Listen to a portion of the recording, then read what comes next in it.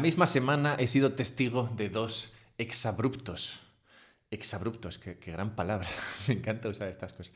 En el primer caso, se acercaba un periodista de la tele a preguntarle a un señor por una multa de un radar en la carretera y algo que empezaba como cualquier conversación de bar acababa, quizá no tan sorprendentemente, como una conversación de bar. El señor, que se supone iba a hablar de multas, empezó a gritar insultos dirigidos al actual presidente del gobierno español, mientras miraba a un punto fijo en el horizonte. Me fijé en eso porque me sorprendió. Quizás es donde se imaginaba que se encontraba tal sujeto.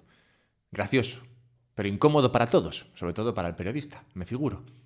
El segundo caso se dio en un acto oficial, la entrega de unos premios al buen desempeño académico. En este caso, la galardonada hizo lo propio, lo que se considera propio, aprovechar la ocasión para felicitar a sus compañeros de carrera. Lo raro es que también hizo lo impropio, desestimando el premio y criticando a la actual representante del gobierno de Madrid. Mientras que el primero me hizo gracia y lo quité a medias cuando ya me rechinaba la voz, o sea que me hizo media gracia, este segundo tuve que escucharlo un par de veces porque me costaba entender cuál era la queja exactamente. Algo poco prometedor en una recientemente galardonada estudiante de periodismo. Sea como fuere, en la misma semana he escuchado ambos exabruptos y por seguro que no han sido los únicos. Y es que no me extraña, no me sorprende nada que la gente se esté calentando y elevando el tono de sus quejas frente a nuestros queridos gobernadores. ¿Cuál puede ser, me pregunto yo, la base de tanto descontento? Algunos apuntan que se trata de la desigualdad. ¿Quieres saber cómo está de desigual el mundo hoy día? Mucho. Muy. Extremadamente desigual. En los últimos 3 años, la raza humana ha generado 42 trillones, es decir, 42 millones de riqueza. Riqueza. Riqueza que no son dólares, es riqueza. Bueno, luego entraremos más en detalle. De este montón ingente de dólares imaginarios, porque, te repito, no son dólares, es riqueza. El 1%, ese 1% de las personas con más riqueza, que no dinero, se ha llevado 2/3. 2/3 de esos 42 trillones es una vergüenza en toda regla y, por tanto, no es de extrañar que se pidan explicaciones a quien sea que esté en el poder. Nótese que los exabruptos de antes iban dirigidos a representantes de partidos opuestos, uno de derechas y otro de izquierdas. Vamos, que da igual quién esté arriba. Lo que se buscan son soluciones. Desde la pandemia, por cada dólar ganado por uno del 90%, es decir, uno de esos como tú o como yo, los del 1% se llevaron 1,7 millones.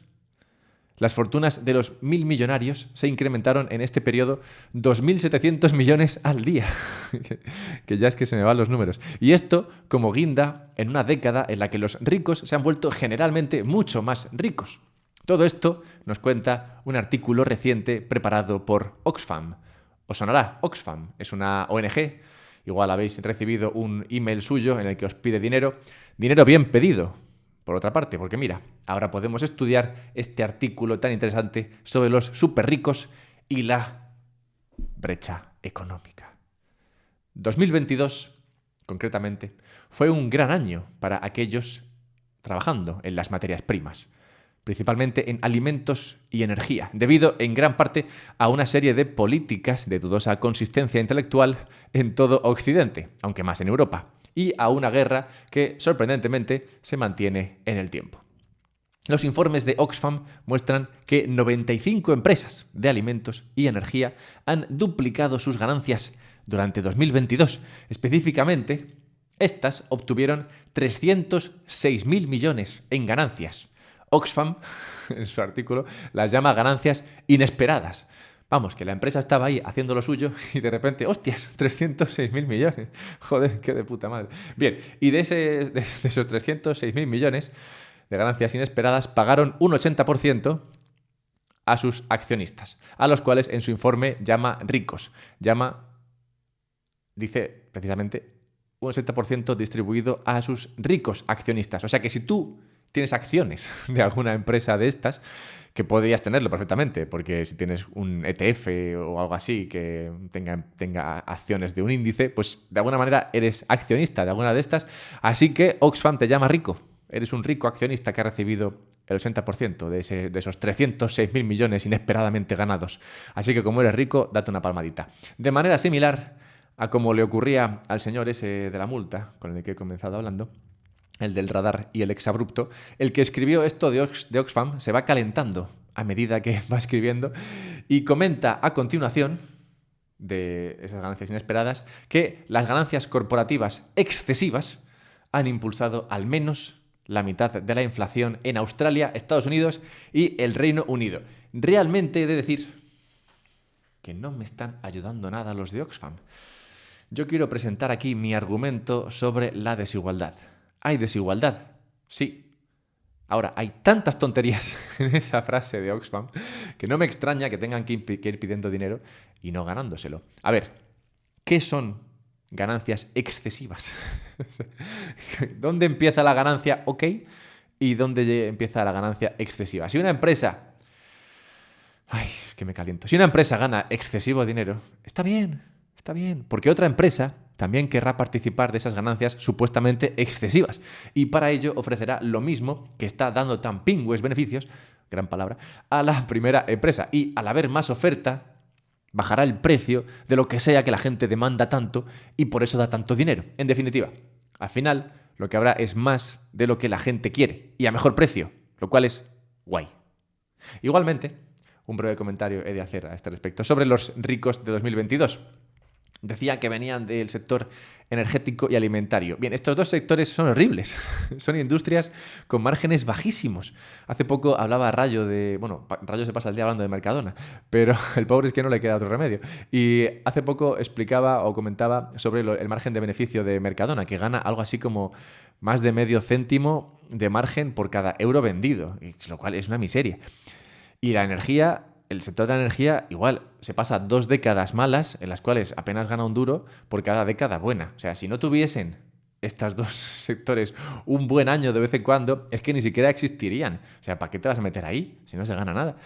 Y si no existiesen, ya te digo yo que la comida y la energía, bienes muy necesarios, serían más caros y por tanto menos accesibles. Va, venga, volviendo al informe. Va, Oxfam, tú puedes. Cúrratelo un poquito, que estoy de tu parte. Estoy de tu parte, Oxfam. Yo también creo que este grado de desigualdad es un problema, pero joder, no digas chorradas, que así no hay quien se lo tome en serio. Bien, seguimos. Dice, 1.700 millones de personas en países donde la inflación supera los salarios. Es decir, que hay mucha gente en países donde la inflación supera lo que ganan, lo que incrementa el salario, vamos. Y más de 820 millones de personas pasan hambre. Muy bien, Oxfam. Échale la culpa a la inflación, que ahí sí que nos encontramos. Nos vemos eye to eye, que dirían en inglés. Bien, continúa. Abro cita. Países enteros se enfrentan a la bancarrota.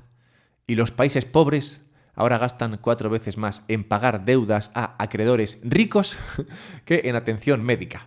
Ajá. Ya sabía yo que no todo iba a carreteras y hospitales. Acreedores ricos, dice. A ver, acreedores ricos. O sea, tú vas, le pides dinero a Pepito, Pepito dice, venga, va, te doy dinero. Y encima luego le dices, jodido acreedor rico de mierda, que cabrón, va por ahí dando dinero. Y luego te lo pide. Te tendrá vergüenza.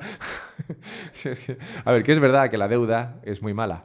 Yo explicaba en un podcast reciente titulado ¿Cuándo quebrará España?, que la deuda efectivamente es muy mala porque te puede llevar a situaciones como las que comenta aquí Oxfam, que llegas a un punto en el cual gastas 4 veces más en intereses sobre esa deuda que en atención médica y otras cosas que probablemente la gente disfrute más, ¿no?, que pagar intereses. Pero claro, si te vas endeudando porque vas haciendo más y peor de lo que el mercado podría hacer por sí mismo, pues claro, luego te encuentras de esta manera. Apuesto a que mucha de esa deuda está patrocinada por el Fondo Monetario Internacional. Pero bueno, no me quiero desviar, pues Oxfam nos plantea en su artículo una solución a este calvario. Claramente esto no puede continuar así. Oxfam, dime, ¿cómo reducimos la desigualdad? Cito.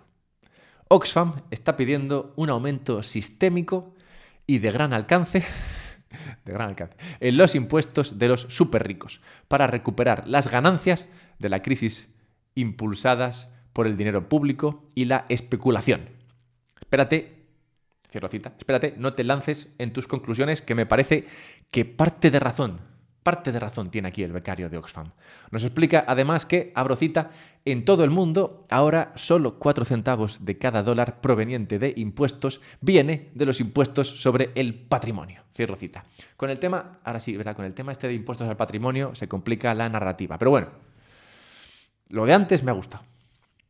Abro cita de nuevo. El informe muestra también que los impuestos sobre los más ricos solían ser mucho más altos. Durante los últimos 40 años, los gobiernos de África, Asia, Europa y las Américas, vamos, los de todos sitios, han reducido drásticamente las tasas del impuesto sobre la renta de los más ricos. Al mismo tiempo, han aumentado los impuestos sobre bienes y servicios que recaen desproporcionadamente sobre las personas más pobres y exacerban la desigualdad de género. Es que, ¿notáis? ¿Notáis cómo empieza bien? Y yo voy asintiendo, según voy leyendo, digo, hostia, pues de verdad han bajado los impuestos, hostia, es cierto, no sé qué. Yo voy asintiendo, voy, muy bien, Oxfam, muy bien, pero de repente llega algo ahí desproporcionado y sin sustento alguno, como aquí cuando dice que esa reducción de impuestos, o sea, perdón, cuando dice que esa bajada o subida del IVA aumenta la desigualdad de género. A ver, Oxfam, joder, si ibas bien, no te líes. Bien, continúo. Una tal Butcher, directora ejecutiva de Oxfam International, citada en el artículo, comenta que, abro cita, atención con Butcher, atención, si es que hay que quererlos, abro cita, ahora sí, lo de antes no lo decía ella, abro cita, cobrar impuestos a los súper ricos es la condición previa estratégica para reducir la desigualdad y resucitar la democracia. Tenemos que hacer esto para la innovación, por servicios públicos más fuertes, por sociedades más felices y saludables, y para hacer frente a la crisis climática, invirtiendo en soluciones que contrarresten las locas emisiones de los más ricos. Butcher o como sea, ¿qué hago contigo? Es que hay tantas cosas. ¿Tú te imaginas el tiempo que estuvo esta mujer escribiendo esta frase? Dijo, ¿cómo seré capaz de poner todos los topicazos más más recalentados, digamos, que se escuchan en los medios, y todo en un solo párrafo? Bien, a ver, dice, cobrar impuestos es una condición previa estratégica. A mí lo de estratégica yo creo que lo pone aquí porque es una palabra que le mola. A mí me gustan muchas palabras, como la de exabrupto, o sea que no me puedo quejar. Yo también lo hago a veces. Dice, necesitamos esto para resucitar la democracia. Yo no sabía que la democracia había muerto. Es más, a mí la democracia me sobra, o sea que por mí si ha muerto, pues que se quede así, no pasa nada. Pero tenemos que hacer esto para la innovación. Pero a ver, señora, ¿no se ha innovado? No se ha innovado. Ahora no se innova. O sea, ¿quién innova quién es? El gobierno innova ahora con el dinero público. Eso. O sea, yo no conozco nada que haya inventado el dinero público más allá de los impuestos. O sea, no se me ocurre así ahora mismo. Igual hay alguna cosita, pero por lo general no es lo que mejor hacen, ¿eh? No es lo mejor. Dice, por servicios públicos más fuertes. Bien, vale. Por sociedades más felices. Que digo, ya estamos. Pero ¿cómo me vas a decir tú a mí si soy yo feliz o infeliz con un servicio público más fuerte? Igual yo soy más infeliz. Entonces, ¿qué pasa? Mi felicidad no se tiene en cuenta. Dice, y para hacer frente a la crisis climática. Esto, claro, tenía que salir en algún sitio. Y acaba con las locas emisiones de los ricos. Es que ves cómo se van calentando poco a poco. O sea, ¿qué son las locas emisiones de los más ricos? O sea, ¿dónde está una emisión loca? O sea, ¿qué caracteriza a una emisión de loca? Bueno, finalmente, el artículo acaba haciendo referencia a un nuevo análisis de Fight Inequality Alliance, Institute for Policy Studies, Oxfam y Patriotic Millionaires. Mira, estos millonarios patrióticos. Bueno, este informe explica que un impuesto anual sobre el patrimonio, dícese de todo lo que tienes. No solo el dinerito, sino también las casas, acciones, si tienes los bonos. Dice, bueno, pues un impuesto anual sobre el patrimonio de hasta el 5% para esos 1.000 millonarios, no para los Patriotic Millionaires probablemente, porque son solamente millonarios y no multimillonarios. Bueno, pues un impuesto anual del 5% para esos multimillonarios podría recaudar 1,7 trillones de dólares anualmente.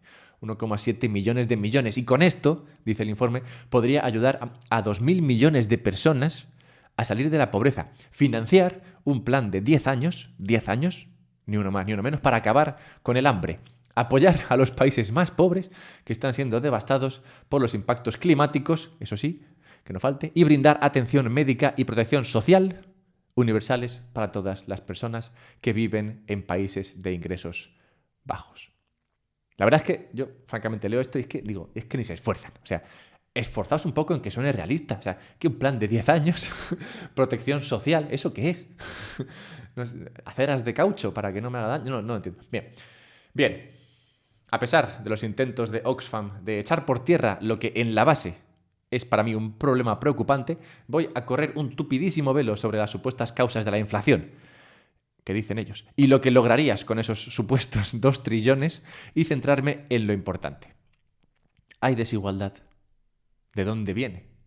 ¿Podría esta solucionarse con un impuesto a los ricos? Bienvenidos a un podcast sobre Bitcoin. Soy Alberto Mera y en este podcast trato temas que rozan la idea de Bitcoin y nos hablan de la importancia de este activo. En el episodio de hoy vamos a entender por qué el mundo está roto y con suerte hasta lo arreglamos. Pero antes, dejadme que os recuerde un par de cositas así importantes. La primera es que si quieres comprar Bitcoin, yo tengo un patrocinador, la mar de guay, que se llama Relay. Relay es una empresa que está en Suiza y que te permite comprar Bitcoin de manera sencilla, rápida y relativamente privada. Ofrece un equilibrio óptimo entre sencillez y privacidad. Es sencillo porque tú simplemente mandas una transferencia o haces un pago con tarjeta a ellos en euros y ellos te mandan Bitcoin a un monedero que tú controlas y que tú custodias. Lo que pasa es que ese monedero está ahí en internet, en la web, en su aplicación. Y no es tan seguro como podría ser un monedero frío. Dícese de un monedero frío, no uno que guardes en la nevera, sino uno que no está conectado con las redes, ¿no? Por así decirlo. Entonces, una vez que tengas suficientes sats ahí, Bitcoin, trocitos de Bitcoin, para que te sientas ya, digamos, preparado o preparada para dar el salto hacia la autocustodia, yo te recomendaría que comprases un monedero de mi segundo patrocinador, que es la Bitbox. La Bitbox es un monedero frío, como digo, que no está conectado a internet y que te permite custodiar, almacenar, guardar esas Bitcoin de manera que tú eres la persona responsable de ellas y nadie tiene acceso a las mismas, siempre y cuando, sigas unas mínimas nociones de seguridad. Pero vamos, es muy sencillo. Y es tan sencillo que yo soy capaz de hacerlo y técnicamente yo soy nulo. Recomiendo la Bitbox no solamente porque sea un buen hardware, un buen monedero, sino porque la idea misma de almacenar tú tus propias monedas, almacenar tú tu propio Bitcoin, creo que es básico en una buena vida. Ya sé que esto puede sonar un poco raro, hay gente que no está preparada igual para hacer esto, pero es que yo no creo que la gente nazca preparada para nada. Tú haces las cosas y ya te vas preparando por el camino.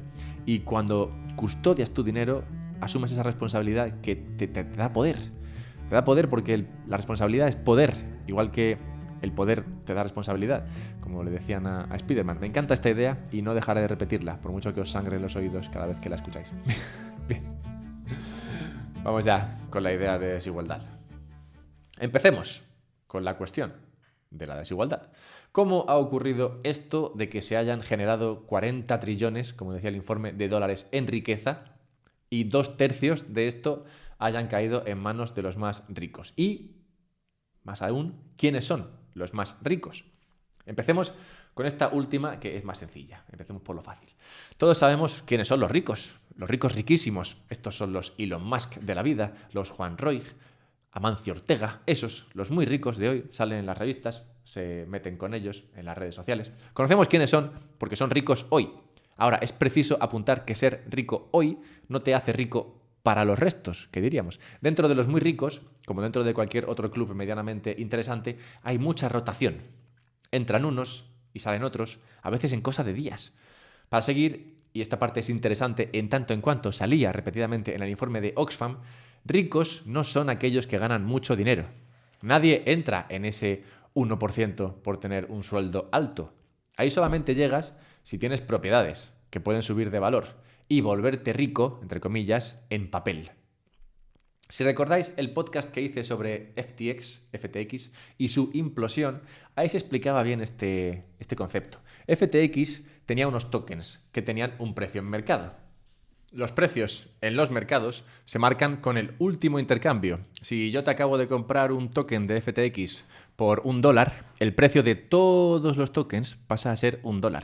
Si tienes 1 millón de estos, pues de repente eres millonario. O en el caso de FTX, tienes o tenías unas reservas valoradas en miles de millones. ¿Cómo de cierto es esto? ¿Cómo de verdadero? Tan cierto es esto como que existe un ratón por ahí cuya única labor es fabricar o robar juguetes para dejarlos debajo de almohadas en las que encuentra dientes abandonados. La realidad es que si mañana pusieras a la venta ese millón de tokens, no los venderías todos a $1. Igual el primero sí, pero el último, bueno, valdría muchísimo menos. No todos valen $1. Igualmente, cuando Oxfam o los medios en general hablan de ricos, se refieren a personas que tienen mucho capital en diferentes formas, sean estas propiedades, acciones, bonos, etc. De ese total de activos, normalmente lo más pequeño es lo que tienen en dinero, en billetes, en moneditas.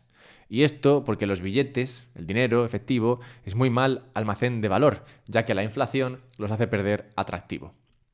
¿Qué implicaciones tiene esto? La principal es que las personas ricas lo son en tanto que las propiedades que poseen tienen valor.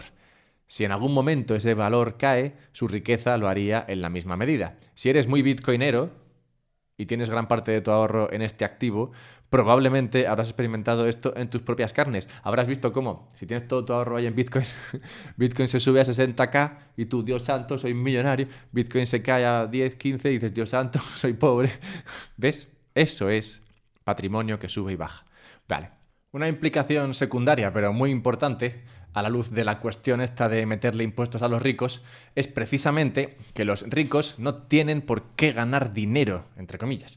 Como decía, nadie se hace rico trabajando para otro. Solo empiezas a ver dinero de verdad cuando tus activos se revalorizan. Pero que se revaloricen no quiere decir que estén disponibles en el sentido de ser fácilmente convertibles en dinero. Una persona que tiene 1000 viviendas en la playa de Alicante probablemente sería considerada como una persona muy rica. No obstante, puede que no gane renta alguna con esos inmuebles. ¿Cómo se le puede meter un impuesto a esta persona? ¿Cómo podría pagar un supuesto impuesto al patrimonio? La única manera de hacerle frente sería vendiendo casas para así tener liquidez con la que pagar el impuesto. Ahora volvamos al caso de los 40 trillones generados en los últimos años. Cuando el informe nos habla de todo este dinero, ¿a qué se está refiriendo? ¿A que se han pagado 40 trillones más en salarios? Joder, alguien ha pillado bien. ¿Y deberíamos meterle un impuesto a todo esto? No. Se refiere a que el precio de los activos se ha revalorizado en 40 trillones. Y los principales poseedores de dichos activos claramente se han beneficiado en mayor medida de dicho incremento.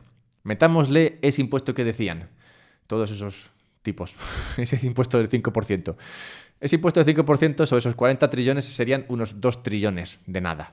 El equivalente a 1,3 PIBs españoles. Productos Interiores Brutos españoles. Bien, yo no le veo lagunas a este plan. No, ninguna. Habrás oído hablar, te sonará, que el mercado bursátil tiene ciclos, ¿no? Digo, para que veamos un poco igual algo que podría ser una laguna, un charquito. Bien, pues uno de los más comentados ciclos dentro de la bolsa es la caída que experimentan los índices que tiende a producirse antes del pago de impuestos. Y la razón es que muchos de los fondos que han ganado dinero durante este ejercicio puede que vendan parte de su cartera para así pagar la parte que les toca por ganancias del capital. Ganancias del capital es un impuesto que tú pagas cuando tu capital genera ganancias, lo cual, bueno, es gracioso. A mí esto siempre me hace gracia porque este impuesto, que es una de las innovaciones estatales, como he dicho, son muy innovadores cuando viene la cuestión esta de recaudar. Esto es, mira, tú vas a meter dinero en cosas así arriesgadas que pueden o no ir bien. Si ganas dinero, pues me das un trozo. Campeón. Por hacerlo bien. Y si ganas mal, pues no hace falta que me des nada. Está bien. No sé, me hace mucha gracia esto de la ganancia del capital. Cero riesgo, todo ganancia. Bien. Bueno, pues si se implementase un impuesto al patrimonio, como comentaban, ese 5%, ese ciclo que se habla, ¿no? El ciclo este de caídas antes de los impuestos, no sería un ciclo, no. Sería una depresión, sería un mes negro, una crisis cada vez que llegase ese momento del año. Imagina que en el espacio de un mes se ponen a la venta 2 trillones, esos 2 trillones de activos. Entre acciones, casas, bonos, 2 trillones, ala ahí, todo a vender.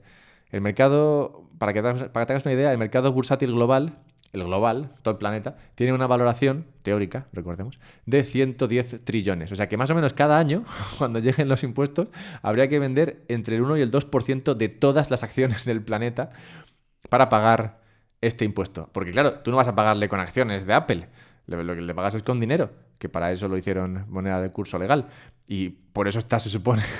Muchos dicen que el dinero fiat tiene que ser y existir sí o sí porque es lo que se usa para pagar impuestos y que por eso Bitcoin no vale. Bueno, pues, ala, si quieres euros para pagar ese impuesto de patrimonio tendrás que vender acciones y conseguir esos euros. Bueno, pues véndete eso, véndete del 1 al 2% de todas las acciones del planeta, ya verás tú qué hostia se pega todo. Y elijo las acciones porque son más líquidas, que también podrías vender inmuebles.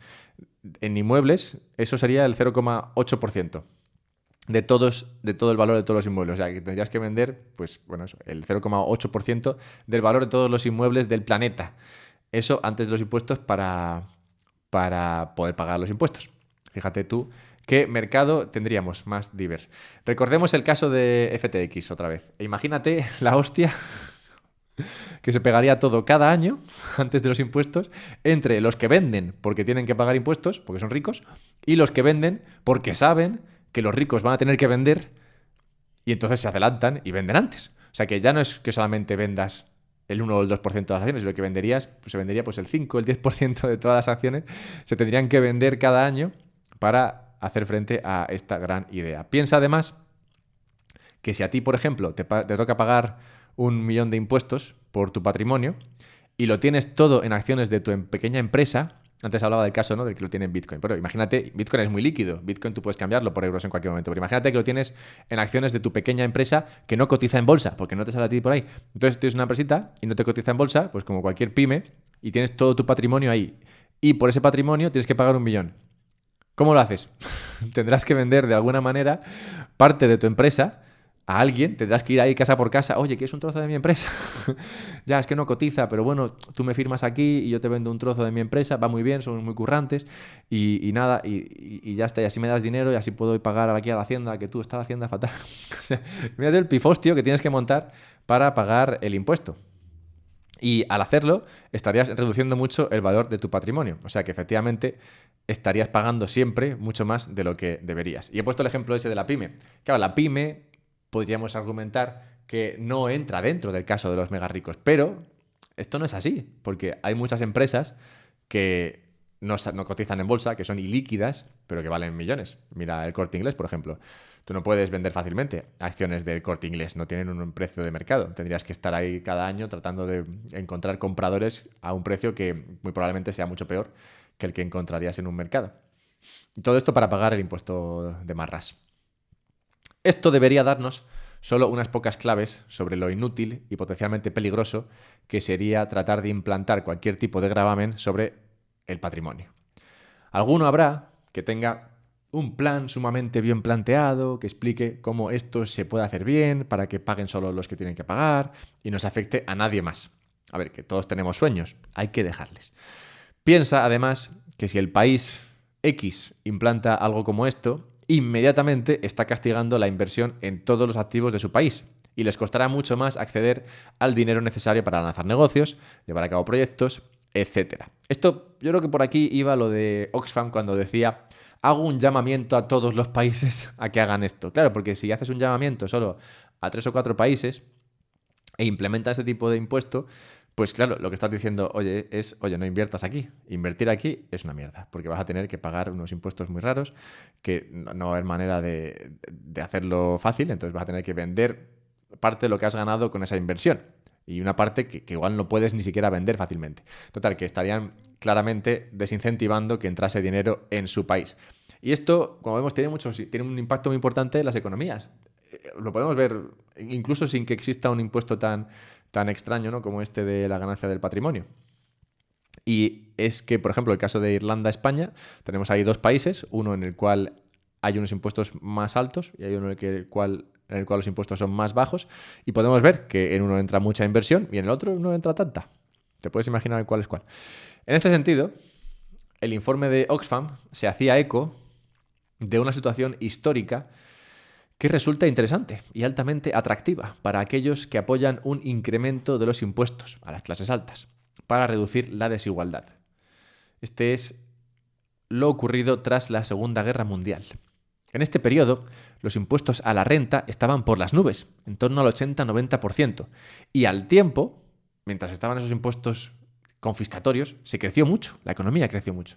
La salida del conflicto bélico llevó a unos años de paz, armonía, crecimiento e impuestos que de alguna manera apoyan lo que dice Oxfam.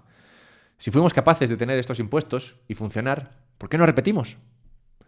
Este es un gran tema sobre el que podríamos meternos con algún experto en algún momento. Por mi parte, lo que he logrado discernir con mis estudios a este respecto sobre la realidad de esa afirmación, la de que los impuestos eran más elevados antes, es que no está nada claro. Lo aceptado generalmente es que sí, pero no hay nada que parezca remotamente definido entre los distintos analistas que han tratado el tema. En estas ocasiones, yo me guío mucho por heurísticas. Heurísticas, modelos mentales, cosas que haces cuando no está demasiado claro o cosas que haces en función de los inputs que tengas, ¿no? Hice un vídeo hace poco sobre la utilidad de estas heurísticas, sobre todo cosas que haces en situaciones de incertidumbre, que es con lo que nos enfrentamos muchas veces. Bien, pues este es un gran sitio en el que emplear este modo de pensamiento. Ese vídeo, por cierto, lo hice en Twitch, se puede encontrar en YouTube. Bien, los datos a este respecto de los impuestos y demás no están nada claros. Los gobiernos, por su parte, tienden a tratar de extraer tanta riqueza como les sea posible. Y el número y tipología de impuestos ha crecido mucho desde la Segunda Guerra Mundial hasta este momento. Especialmente se ha hecho hincapié en las últimas décadas en los impuestos al consumo, que antes apenas existían. De hecho, no existían justo a la salida de la Guerra Mundial. Podemos ver, por ejemplo, en los países de la OCDE que lo recaudado con el IVA, el impuesto al valor añadido, ha pasado de ser un 2% del total recaudado en el 1965 a un 20% del total en 2014, o sea, del 2 al 20. Este impuesto, el IVA, es fácilmente conseguible, pues se paga al comprar bienes y servicios directamente. No hace falta, no cuesta mucho conseguir que te lo paguen. Y tirando de mis heurísticas, diría que si los gobiernos hoy graban tanto como pueden y si no tratan de meter mano a las grandes fortunas, es por una mezcla de dos razones. Una, que no es fácil hacerlo, y segunda, que no es bueno políticamente. El ejemplo de en la Segunda Guerra lo hicimos, por tanto no me parece ni legítimo ni apropiado.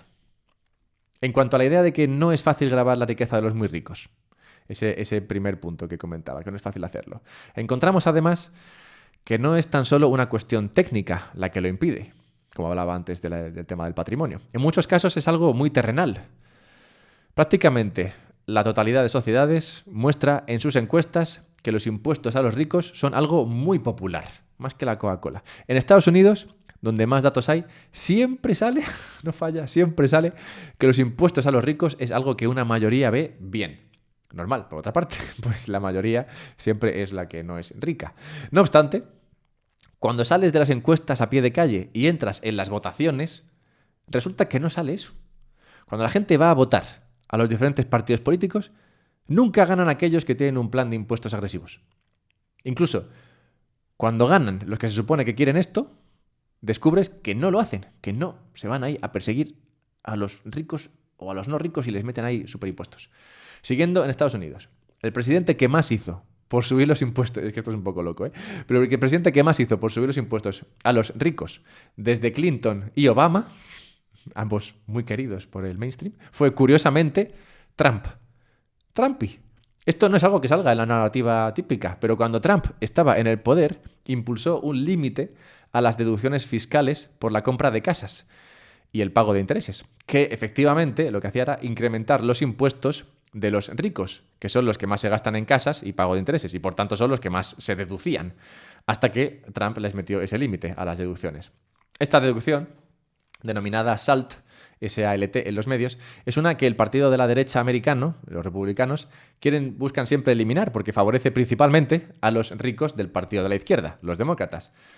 Por lo mismo, a pesar de que el partido demócrata venda la idea de subir los impuestos a los ricos, no es algo que haga porque los ricos financian sus campañas.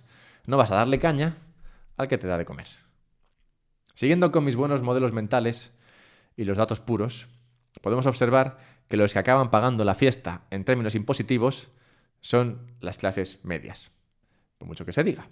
Estos no solo reciben la renta en forma de salario, que es fácilmente gravable, sino que encima carecen de los medios para ocultar su riqueza, como sí que logran hacer los más ricos. Empecé esta aventura tratando de poner en valor las quejas de Oxfam, que para mí tienen su sustento, a pesar de que vayan muy desencaminados tanto en su análisis del problema como de las soluciones. Su artículo, para mí, peca en lo más básico, que es la idea de pretender atacar la generación de riqueza, que es precisamente lo que más ha hecho por mejorar la calidad de vida de las personas. El capitalismo y la capacidad de generar riqueza es lo que ha sacado literalmente a casi 2.000 millones de personas de la pobreza en China en tan solo 20 años. Y va camino de hacer lo mismo en la India, como ha hecho en todos los demás países. Pretender acabar con esto para alcanzar el mismo resultado de otra manera, que es mucho mejor únicamente porque se supone que es la suya, me parece arrogante y peligroso. Por otra parte, atacar la misma idea de desigualdad me parece nocivo, pues es la desigualdad la que nos permite avanzar. El hecho de que unos tengan y otros no, que unos valgan para algo y otros no, que unos quieran algo y otros no, es lo que permite avanzar la sociedad. Es el motor de nuestra civilización. Un motor que en los últimos siglos ha puesto el turbo y creado niveles increíbles de bienestar para 8 veces la población que teníamos hace 200 años. Desigualdad va a haber siempre. Y es bueno que sea así. Dicho esto, Oxfam dice algo muy interesante en su diatriba. Cito, de nuevo, abro cita. Oxfam está pidiendo un aumento sistémico y de gran alcance en los impuestos de los superricos para recuperar las ganancias de la crisis impulsadas por el dinero público y la especulación. Esto es clave. Está mal planteado, pero es clave. Lo que debería decir, en mi opinión, es, abro cita. Oxfam está pidiendo un nuevo modelo monetario para evitar las ganancias provenientes del uso de un dinero público. Cierro cita. Planteado de esta manera, la queja de Oxfam iría dirigida a la verdadera base del problema, que es el incremento en el precio de activos, como las casas y acciones, que han llevado a esos 40 trillones de ganancias en solo 3 años debido a la impresión de dinero y el control del precio del dinero, los intereses. Lo que nos duele, tanto a Oxfam, a la señora Butcher esta, como a mí, es que en las últimas décadas hayamos sido testigos de una subida desmesurada en el precio de los activos. Una subida permitida tan solo por la creación de dinero fiat en sus distintas formas, principalmente en la forma de crédito. Este crédito ha acabado en las manos de los que más crédito pueden conseguir, que son, claro, los que más activos tienen. Con esos créditos han comprado más activos y al vivir endeudados realmente puede que no tengan siquiera una renta positiva, lo que les permite pagar muchos menos impuestos. Esa demanda de activos por parte de estos ricos ha subido el precio de los mismos y creado esos grandes ricos, en papel, que dificultan el acceso a la propiedad a la gran mayoría de ciudadanos. La solución a este problema no pasa por tratar de gravar a los ricos. Esta solución está entre lo inútil y lo contraproducente, pues acaba recayendo en quien no querías. La solución está en usar un dinero no controlable por el gobernador de turno, un dinero no imprimible y no manejable bajo democracia alguna. Con este buen dinero, con Bitcoin, el ahorro tendería a estar en dinero, en Bitcoin, propiamente, en lugar de en activos como las casas, y el precio de estas propiedades bajaría en consecuencia. Todos seríamos más ricos porque tendríamos mejor acceso a lo que demandamos. Todos seríamos desiguales, pero mejores. Si te mola este rollo, mándale una carta a los de Oxfam, de mi parte, y luego me mandas una captura a Twitter, @alberto_mera. Si te parece bien también, me puedes ayudar a que me estudie artículos de Oxfam. que bueno, realmente este lo he hecho con placer, era bastante gracioso. Pero hay otros que también me estudio que igual no son tan amenos. Y puedes hacerlo a través de Patreon, patreon.com/un podcast sobre Bitcoin. Puedes venirte a verme en directo, donde a veces, como he dicho antes, hablo de cosas como heurísticas y modelos mentales. Esto lo hago en Twitch. Puedes escuchar este podcast en Fountain, una aplicación que te permite enviar y recibir sats a tus creadores de contenido favoritos, como soy yo. Y finalmente, como decía al principio, Si quieres comprar Bitcoin, yo recomiendo hacerlo a través de Relay, R-E-L-A-I, latina, que siempre todo el mundo la pone con Y, y te recomiendo guardarlo en una Bitbox. Encontrarás enlaces para no perderte a todo esto en la descripción del podcast. Muchas gracias y nos vemos pronto.